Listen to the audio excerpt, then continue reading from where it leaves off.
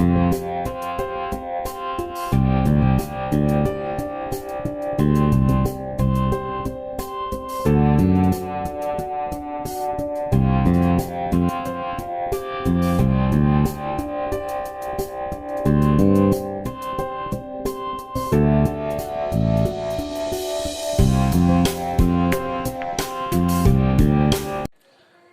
मित्रांनो, स्वागत आहे आपलं ATNV ग्रुपमध्ये। सराव 3.1 च्या नंतर पाहणार आहोत आपण अंगणी श्रेणीचं यन्व पद। अंगणी श्रेणीचं यन्व पद सामान्य पद ज्याला आपण म्हणतो। तर यासाठी आपण गृहीत धरलं इथं T1 T2 T3 T4 ही अंगणिती श्रेणी। ज्या अंगणिती श्रेणीसाठी पहिलं पद A आणि सामान्य फरक D असेल, अशा वेळेस T1 T2 T3 T4 या अंगणिती श्रेणीसाठी पहिलं पद A आणि सामान्य फरक D असेल तर ती अंगणित श्रेणी आपण लिहू। पहिलं पद T1 जे की आहे A,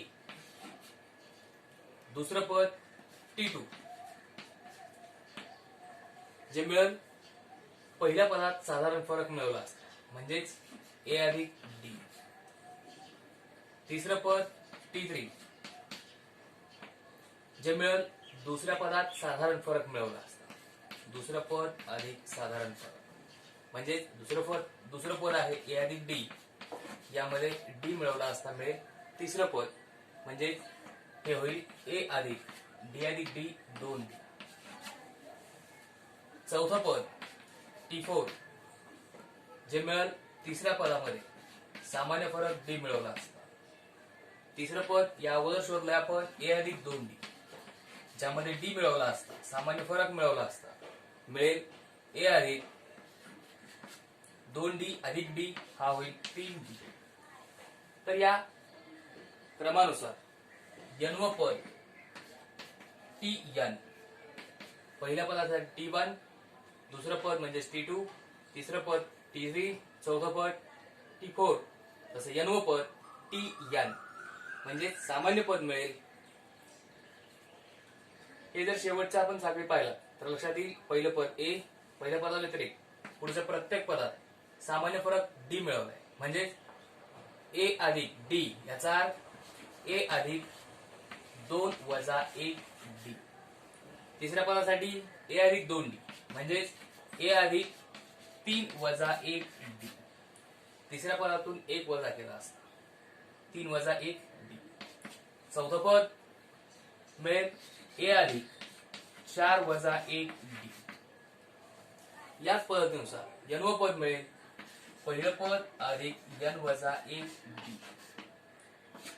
जे सूत्र वापरून आपल्याला अंगणी श्रेणीचं कोणतंही पद शोधता येईल, ज्यासाठी माहिती पाहिजे आपल्याला A, N आणि D यापैकी कोणत्याही दोन बाबी।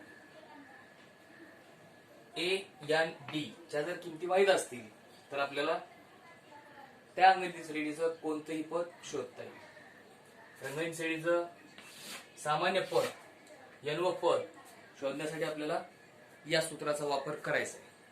या पुढे पाहू आपण सराव संच 3.2। सराव संच 3.2 साठी पहिला प्रश्न आपल्याकडे खाली दिलेल्या अंगणित श्रेणीवरून चौकटीत योग्य संख्या लिहा। जो कृतीयुक्त प्रश्न आहे, कृती दिली आपल्याला, ती कृती आपल्याला पूर्ण करायची आहे। आणि लक्षात ठेवा दिलेल्या चौकटी या पेनच्या सहाय्यानेच आपल्याला करायच्या आहेत, कोणी तिथं पेन्सिलचा वापर करणार नाही। तर पहिली अंगणी श्रेणी आहे 1, 8, 15, 22। पहिलं पद 1, दुसरं पद 8, तिसरं पद 15, चौथं पद 22 ही अंगणी श्रेणी दिली। आपल्याला चौकटी पूर्ण करायच्या। येथे A बरोबर A याचा अर्थ अंगणी श्रेणीचं पहिलं पद 1, T1 अंगणी श्रेणीचं पहिलं पद 1, T2 अंगणी श्रेणीचं दुसरं पद 8 आणि T3 अंगणी श्रेणीचं तिसरं पद 15। पहिलं पद A, पहिलं पद T1, दुसरं पद 8, तिसरं पद 15। पुढे चौकटी आहे T2 वजा T1 दुसरं पद वजा पहिलं पद, अंगणी श्रेणीचं दुसरं पद 8 वजा पहिलं पद 1, 8 वजा 1 फरक मिळेल 7. पुढे चौकटी आहेत ज्यासाठी कृती T3 वजा T2 तिसरं पद वजा दुसरं पद. तिसरं पद शोधलंय आपण 15 वजा दुसरं पद जे आहे 8. 15 वजा 8 हा सुद्धा फरक मिळेल 7. म्हणून डी बरोबर सामान्य फरक क्रमागत पदामधील सामान्य फरक जो आहे डी 7. तर हा होता प्रश्न पहिला. दुसऱ्या उदाहरणासाठी अंगण श्रेणी आहे 3 6 9 12 आणि कृती दिली आपल्याला येथे T1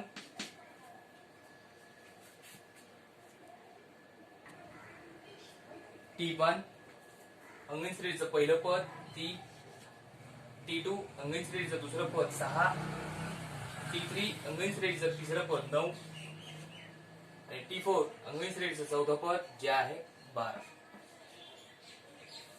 सुरुवातीच्या चौकटी या पद्धतीने भरता येईल. पुढं T2 वजा T1 दुसरं पद वजा पहिलं पद. पण याचा फरक डायरेक्ट घेऊन दिला तुम्ही एकच चौकट दिली. तो फरक आपल्याला घ्यावा लागेल आणि ही चौकट पूर्ण करावी लागेल. फरक मिळेल दुसरं पद 6 वजा पहिलं पद 3 फरक मिळेल 3.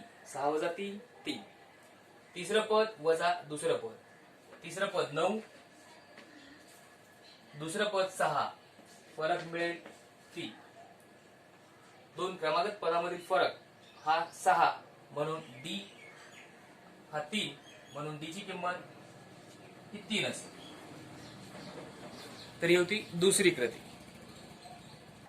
तिसऱ्या उदाहरणासाठी कृती आहे ही अंगणिती श्रेणी ऋण 3 ऋण 8 ऋण 13 ऋण 18 या अंगणिती श्रेणीसाठी पहिलं पद T1 जे होईल ऋण 3 दुसरं पद T2 जे होईल ऋण 8 तिसरं पद T3 जे होईल ऋण 13 आणि चौथं पद T4 जे होईल ऋण 18. क्रमागत पदामधील फरक दुसरं पद वजा पहिलं पद. दुसरं पद ऋण 8 वजा पहिलं पद ऋण 3. हा फरक सोडून घ्यावा लागेल आपल्याला. ज्यासाठी हे ऋण 8 ऋण गुणिले ऋण धन 3 ऋण 8 अधिक 3 ऋण धन संख्या आहेत वजाबात करावी लागेल. 8 वजा 3 5. मोठी संख्या 8 आहे ज्या कारणामुळे फरक मिळेल ऋण 5. तिसरं पद वजा दुसरं पद. तिसरं पद ऋण 13 वजा दुसरं पद ऋण 8. इथं सुद्धा चिन्हाचा गुणाकार करून घ्यावा लागेल. सुरुवातीला ऋण 13 ऋण ऋण धन 8 ऋण 13 अधिक 8 ऋण धन संख्या आहे फरक घ्यावा लागेल. फरक मिळेल 13 वजा 8 5. मोठी संख्या 13 आहे 8 पेक्षा त्यामुळे फरक मिळेल ऋण 5. ए विचारलंय अंगण श्रेणीचं पहिलं पद T1 म्हणजेच ए ऋण 3 डी क्रमागत पदामधील फरक जो मिळाला आपल्याला ऋण 5. तर हे होतं तिसऱ्या उदाहरणासाठी कृती. चौथ्या उदाहरणासाठी कृती ज्यामध्ये अंगणिती श्रेणी आहे 70 60 50 40 यावरून अंगणित श्रेणीचं पहिलं पद T1 70 अंगणित श्रेणीचं दुसरं पद T2 जे होईल 60 अंगणित श्रेणीचं तिसरं पद T3 जे होईल 50. पहिलं पद दुसरं पद पहिलं दुसरं तिसरं आणि हे चौथं पद शोधायचं आपल्याला. ए अंगण श्रेणीचं पहिलं पद 70 डी क्रमागत पदामधील फरक डी मिळेल दुसऱ्या पदातून पहिलं पद वजा केला असता म्हणजेच 60 वजा 70. मोठी संख्या 70 आहे 60 पेक्षा त्यामुळे फरक मिळेल ऋण 10. तर हे होतं चौथ्या उदाहरणासाठीची कृती.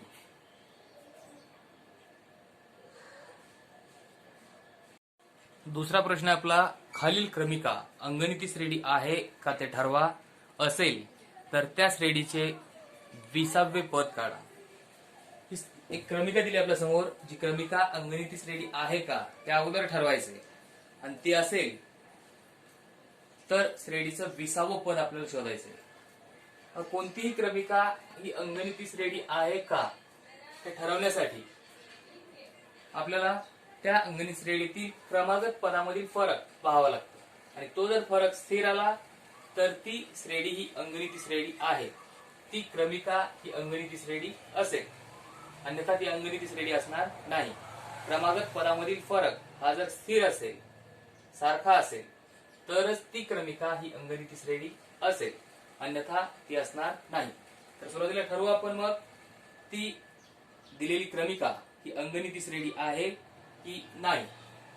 तर दिलेल्या क्रमिकेनुसार येथे पहिलं पद T1 जे की आहे ऋण 12, दुसरं पद T2 जे की आहे ऋण 5, तिसरं पद T3 जे की आहे 2, चौथं पद T4 जे आहे 9, पाचवं पद T5 जे आहे 16, सहावं पद T6 जे आहे 23 आणि सातवं पद T7 जे आहे 30. तर दिलेली पद आपण सुरुवातीला लिहून घेतली. क्रमागत पदामधील फरक सामान्य फरक D, सामान्य फरक D किंवा सामायिक फरक D मिळेल पहिल्या दोन पदामध्ये फरक दुसरं पद वजा पहिलं पद, दुसरं पद ऋण 5 वजा पहिलं पद ऋण 12. हा फरक मिळेल ऋण 5 चिन्हाचा गुणाकार करून घ्या, ऋण ऋण धन अधिक 12, ऋण 5 अधिक 12 ऋण धन संख्या आहेत, वजाबाकी घ्यावी लागेल. 12 मधून 5 गेले असता उरतील 7, मोठी संख्या 12 आहे 5 पेक्षा, त्यामुळे फरक मिळेल धन 7. पुढच्या दोन क्रमागत पदामधील फरक दुसऱ्या आणि तिसऱ्या पदातील फरक, पण फरक घेत असताना तिसरं पद वजा दुसरं पद, T3 वजा T2, तिसरं पद 2 वजा दुसरं पद ऋण 5, तिसरं पद दुसरं पद, हे 2 ऋण गुणिले ऋण धन 5, 2 अधिक 5 बेरीज मिळेल 7. हा क्रमागत पदामधील फरक आपल्याला 3 क्रमागत पदातील फरक दाखवायचा आहे आणि पुढचा तपासून पाहायचा आहे आणि नंतरच सांगायचंय की सामान्य फरक स्थिर आहे की नाही.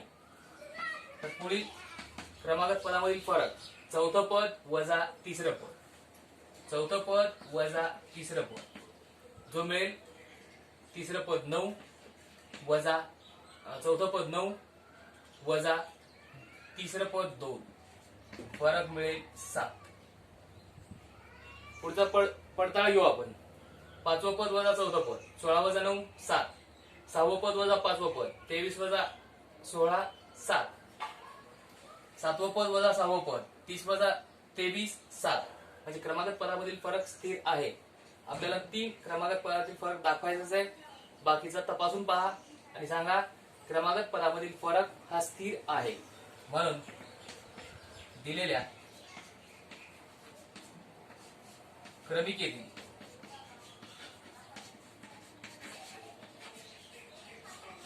क्रमागत पदामधील फरक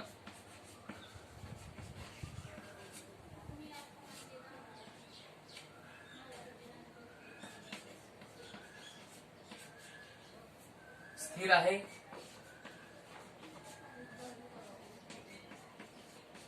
म्हणून ती अंगणित श्रेणी आहे.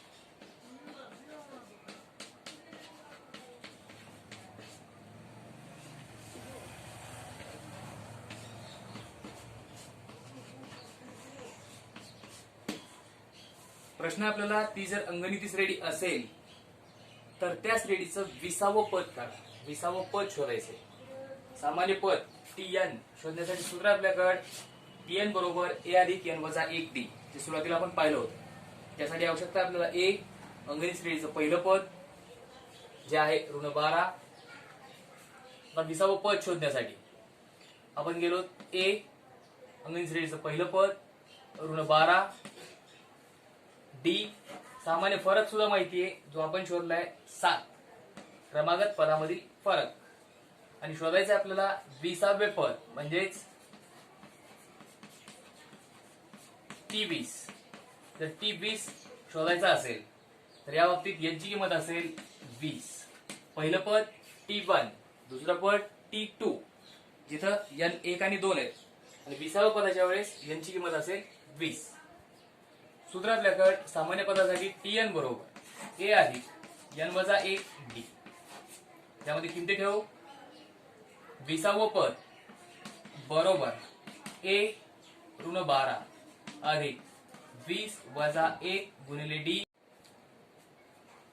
बरोबर ऋण 12 अधिक फरक मिळेल 20 वजा 1 19 गुणिले 7. ऋण 12 19 33 ऋण धनसंख्या आहेत, वजाबाकी करावं लागेल. 3 वजा 2 1, 2 वजा 1 3 वजा 1 2, एकास 1. मोठी संख्या 133 आहे 12 पेक्षा, म्हणजे त्या अंगणित श्रेणीसाठी 20वं पद मिळालं 121. शब्दात लिहा. म्हणून अंगणित श्रेणीचे 20वे पद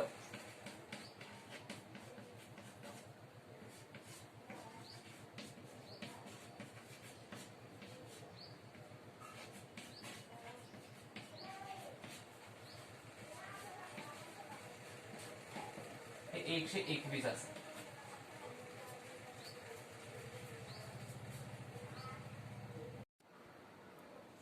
प्रश्न तिसरा. तिला आपल्याला दिलेली अंगणित श्रेणी 12, 16, 20, 24 आहे. या अंगणित श्रेणीचं 24वं पद काढा. 24वं पद आपल्याला शोधायचं. सांगितलं आपल्याला 12, 16, 20, 24 ही अंगणित श्रेणी आहे.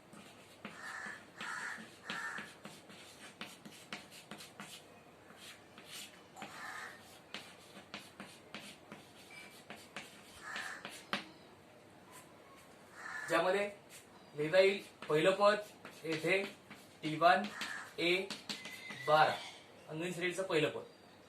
दुसरं पद T2 जे की आहे 16. अंगणित श्रेणीचं तिसरं पद T3 जे की आहे 20. आणि अंगणित श्रेणीचं चौथं पद T4 जे की आहे 24. दिलेल्या अंगणित श्रेणीपासून आपल्याला पहिलं, दुसरं, तिसरं आणि चौथं पद लिहिता येईल. ही जर अंगणित श्रेणी असेल तर या अंगणित श्रेणीसाठी क्रमागत पदामधील फरक हा स्थिर असेल.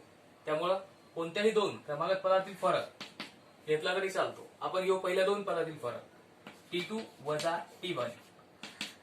D बरोबर T2 वजा T1 सामायिक फरक. दुसरं पद 16 वजा पहिलं पद 12 फरक मिळेल 4, म्हणजे D ची किंमत मिळाली 4. शोधायचं आपल्याला 24वं पद. 24वे पद मिळेल T24,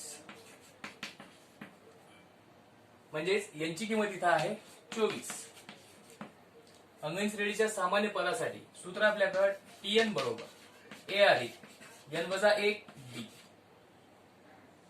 24वं पद T24 बरोबर A पहिलं पद 12 अधिक N 24 वजा 1 गुणिले D 4. 12 अधिक 24 वजा 1 23 गुणिले 4. 12 अधिक 23 चौक 92. 12 अधिक 92, 2 अधिक 2 4, 9 अधिक 1 10, म्हणजे 24वं पद मिळेल 104. शब्दात लिहा. म्हणून अंगणित श्रेणीचे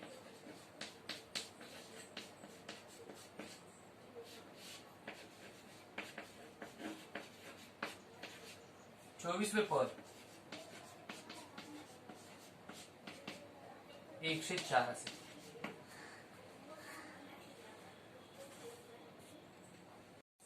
चौथा प्रश्न आपल्याकडे खालील अंगणित श्रेणीचे 19वे पद काढा. 19वं पद आपल्याला शोधायचंय. ज्यामध्ये श्रेणी आपली 7, 13, 19, 25 या अंगणित श्रेणीसाठी येथे T1 A अंगणित श्रेणीचं पहिलं पद 7, T2 अंगणित श्रेणीचं दुसरं पद 13, T3 अंगणित श्रेणीचं तिसरं पद 19 आणि T4 अंगणित श्रेणीचं चौथं पद जे आहे 25. ही अंगणित श्रेणी असल्या कारणामुळं कोणत्याही दोन क्रमांक पदामधील फरक D घेतला तरी चालतो, कारण प्रश्नातच सांगितलं आपल्याला ही अंगणित श्रेणी आहे. त्यामुळे D पहिल्या दोन पदातील फरक शोधून घेऊ. दुसरं पद वजा पहिलं पद, दुसरं पद 13 वजा पहिलं पद 7, फरक मिळेल 13 वजा 7 6. शोधायचं आपल्याला 19वं पद. 19वे पद होईल T19 म्हणजेच N होईल 19. अंगणित श्रेणीचं सामान्य पद Tn, सूत्र माहिती आहे आपल्याला A अधिक N वजा 1 D. 19वं पद बरोबर A 7 पहिलं पद अधिक N 19 वजा 1 गुणिले D, सामान्य फरक शोधलाय आपण 6. 7 अधिक 19 वजा 1 फरक 18 गुणिले 6. 7 अधिक 18 संग 108 म्हणजेच 7 अधिक 108, 7 आणि 8 15 1 म्हणजेच 19वं पद मिळेल 115. आता त्या म्हणून अंगणित श्रेणीचं